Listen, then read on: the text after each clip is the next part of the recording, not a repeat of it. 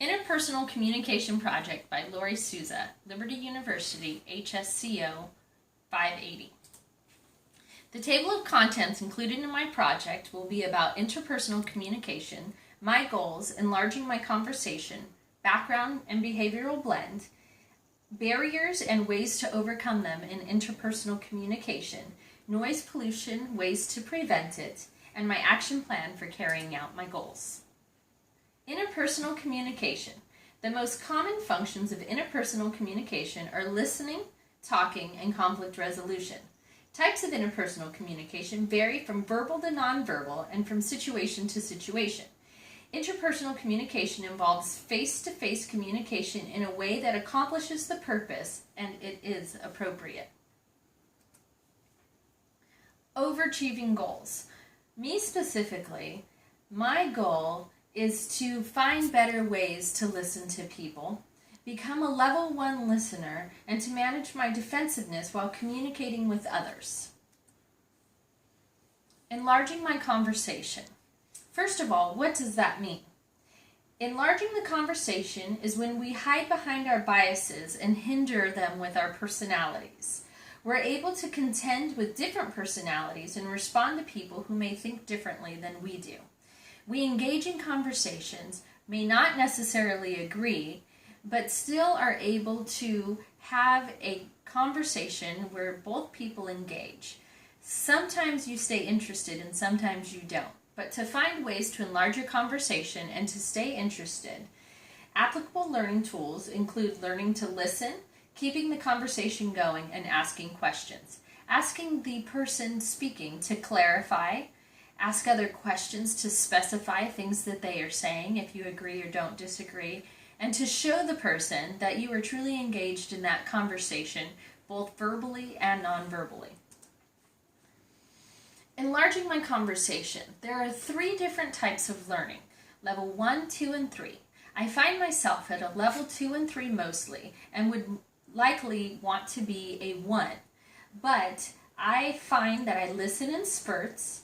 I'm not always listening, even though I'm hearing the words, and I always get enough to get by in the conversation, where I'd like to be more of an empathetic listener and not letting myself become distracted.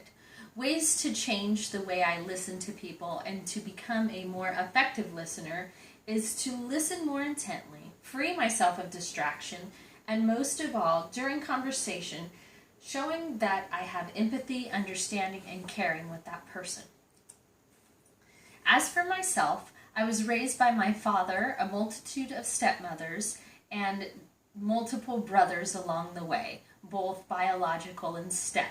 My biological mother is a drug addict, and I believe the way I was raised is what makes me a good social worker today. I'm a social worker for children in foster care, as well as the fact that I started a nonprofit organization / ministry in 2012 where we create cases for children in foster care with their name and brand new items. Instead of children traveling along with garbage bags, we created this organization to make them feel like they belong and that they are somebody and they're not garbage. That's mostly who I am. That goes along with my behavioral blend. What's expected of me is to be very inspirational influence to others. But what's actually me and the behavioral blend that I am is all of inspiring, driving, and submissive. My behavioral blend. Mostly I'm an I for influence. I'm motivated by social recognition, group activities, and relationships. I don't like to be alone, and I'm often with people. I am convincing, magnetic, enthusiastic, warm, trusting, and optimistic. I'm a leader, and I'm loyal to my friends and other relationships that I am in. Along with all of those great things come the challenges. I'm the center of attention. I dislike being ignored. I wrestle to commit, and I struggle to research all the facts. I jump to conclusions easily, and I'm unable to stay focused very long. But again, the positive side of my personality and that also comes out of me starting a nonprofit and becoming a social worker, is I'm better able to identify what needs to be accomplished than most, and I have a burning desire to inspire others to be more active. I'm also motivated to care for those who are hurting, and I believe that my life has shown that in who I am today. But the negative side of my personality is that I'm always trying to look good and stand out. I crave attention, and I also tend to be very dramatic. I can go from 0 to 10 quickly and turn any conversation about me as fast as a pin can drop to the floor. My need for popularity is judged as self-seeking and prideful. Although I don't see that in myself, it is hard when I am the voice of an organization. I am the center of the attention, but I'd like to see others get attention as well, but I can see how I can be perceived as prideful. The interrupter. This is me to the fullest. I did not recognize this until I began to read about it. I used to believe that I interrupted people because I didn't think I would remember what I wanted to say, so I would jump into the conversation. But a significant barrier to effective communication is always ready to speak what's on their mind for the fear they could forget. That's who I was as the interrupter. To deal with this and become a more effective listener and speaker, I need to learn the art of attentive listening and understanding what people are trying to put across to me and really engaging in the conversation. Manage my proactive behavior when others are speaking, and participate both verbally and non-verbally with the person that is speaking and not interrupting them, and really hearing what they have to say and clarifying the conversation as well. Internal noise pollution are the things that happen internally when we're in situations. Hearing things that we want to hear, biased listening in conversations, and finding things in conversations that may or may not exist because that's what we've created, and that goes along with emotional listening.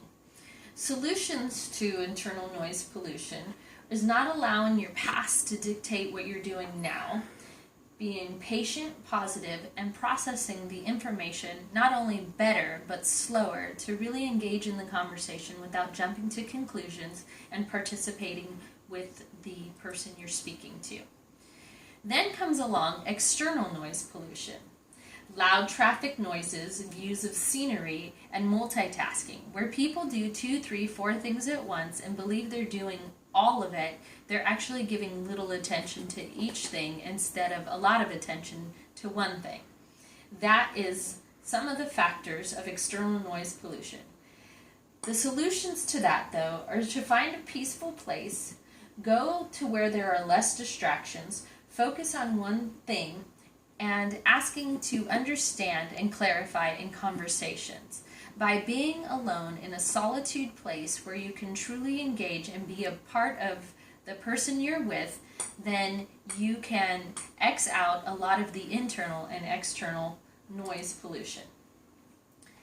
To end my presentation, I would like to tell you that my action plan is to learn the art of attentive listening, listen from my heart, showing both empathy and understanding, learning to manage my emotions and the tone of my voice during heated conversations, what comes along with my defensiveness, minimizing my dramatic reactions to things, as well as the distractions in my life.